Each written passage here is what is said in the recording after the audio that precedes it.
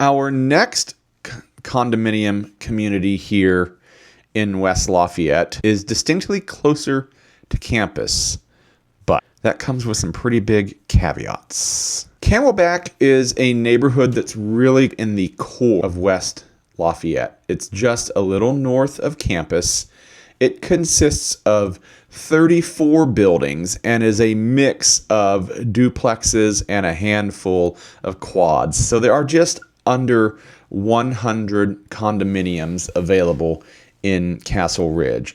Let's take a look at the map first, and then we'll delve into the details. So here it is. This is Northwestern Avenue. This is the road that Mackey and Ross-Ade are on. Here's Sagamore Parkway and all the shopping of West Lafayette. I'll zoom out a little bit and we can place, here's Walmart that we were just talking about the gas station at.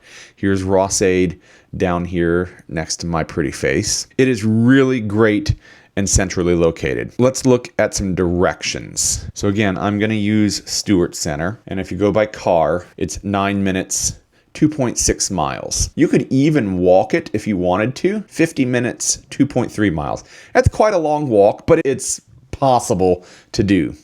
You can bike it in 13 minutes. It's a very bikeable route. West Lafayette's done a pretty good job of bike routes through town, and certainly through the core parts of town, and you don't have to cross any major highways between here and campus. But then let's talk about public transit. And we're back to exactly what we were talking about before, where the bus stop is. So again, place the pin right in the middle of the neighborhood.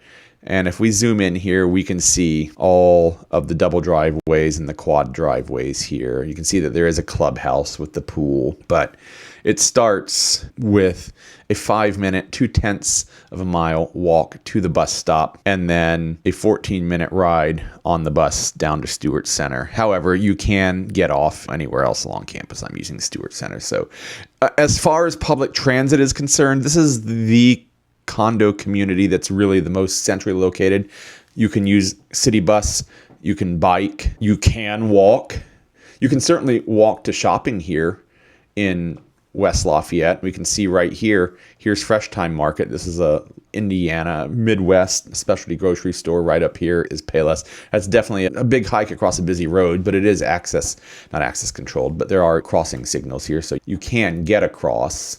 But you can get a C-Pass. Believe it or not, it is outside of the C-Pass boundary. So if you are a faculty member, or if you're anybody Purdue connected who cannot get an A or a B pass, you can get a C pass and then drive in. But it seems almost silly to drive in the 1.5 miles to Mackey Arena to Ross-Ade Stadium parking lot and then take the bus from there. Seems like it'd make more sense just to take the bus all the way up from here. Now, here is the big caveat. If you're buying this condo as an investment and you want to be able to rent it now or in the future, you can't. This condominium HOA has rules in place that tightly restrict the percentage of rentals that are allowed in the neighborhood. It is capped at a percentage of the total homes, and I believe the total homes are 3. There is a waiting list that never ever moves, and they do indeed tightly restrict it and tightly enforce it. How do they do that? It's a good question. West Lafayette has a strict ordinance about no more than 3 unrelated people being able to live together in a single family home in R1, R1A, and a few other zonings. And they actually have a code enforcement team that goes out and enforces this. And there's actually an affidavit process that both the homeowner and the residents have to go through, and it is enforced. And apparently, and I don't live in the neighborhood, but from what I understand and what I have heard, that the neighborhood actually piggybacks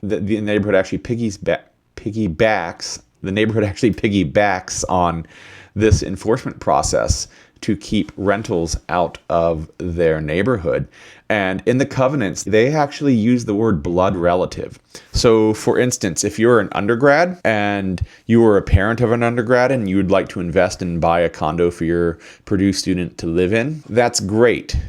But if they want to have a roommate who pays them rent, they can't. And they have specific clauses, the HOA docs, that take care of things like you can't say I'm buying the groceries or I'm taking care of the utilities. It is a very tightly controlled HOA. They want to maintain their community character of being single-family homes, which is not to say that they have to be families.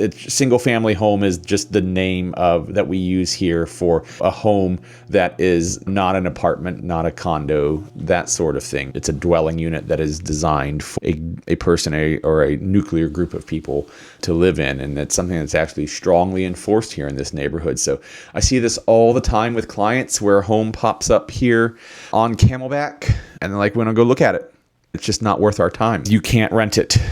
And what happens so often is somebody wants to buy it for their Purdue student and then hang on to it as an investment for the future, or they need that income from the additional roommates to live there to help make it financially viable.